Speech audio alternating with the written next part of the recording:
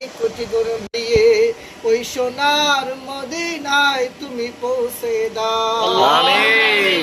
পরিবার পরিজন আহলে বায়াত সকলের রওজায় সওয়াবগুলো পৌঁছে দাও। আমিন।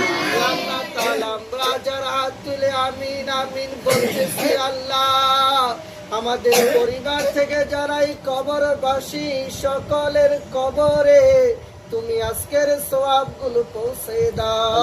আমিন।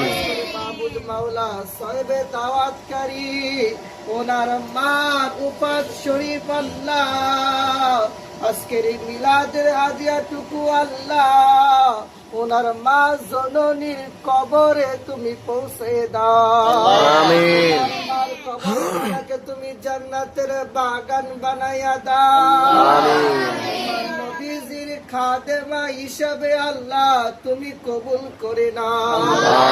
আল্লাহ তাআলা যেমনি বাপে উনি আশেকে রাসূল ছিল আল্লাহ, এখনো যিনি আল্লাহ উনি যেন আল্লাহর রাসূলকে ভালোবাসতে পারে আল্লাহ, ওনার খেদমত করতে পারে তুমি কবুল করে নাও।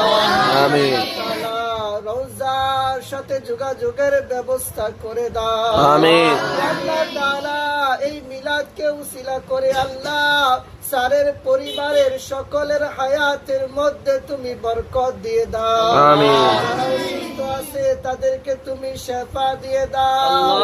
যারা লেখাপড়া করতেছে তাদের জেন জাকাওয়াত তুমি বাড়াইয়া দাও। আল্লাহ তাআলা স্যারের পিতৃকুল মাতৃকুল হইতে যারাই কবরবাসী আল্লাহ সকলের কবরে তুমি পৌঁছে দাও। আল্লাহ তাআলা অনেক ফরিয়াদ করেছি আল্লাহ তুমি কবুল করে নাও। ওনার এক ভাই বিদেশে আছেন, কচি কাঁচা মাসুম বাচ্চারা রয়েছে আল্লাহ, তাদের হাতের উসিলা করে আল্লাহ আমাদের সকলের মোনাজাতকে তুমি কবুল করে নাও। আমিন। স্যারের ভাই প্রবাসে আছে আল্লাহ, ওনার জান ও মাল তোমার জিম্মায় আল্লাহ তুমি কবুল আর মঞ্জুর করে নাও। আমিন। যেন আল্লাহ দেশে পরিবারের কাছে সহি সালামতে আসতে পারে তুমি কবুল আর মঞ্জুর করে নাও। আমিন।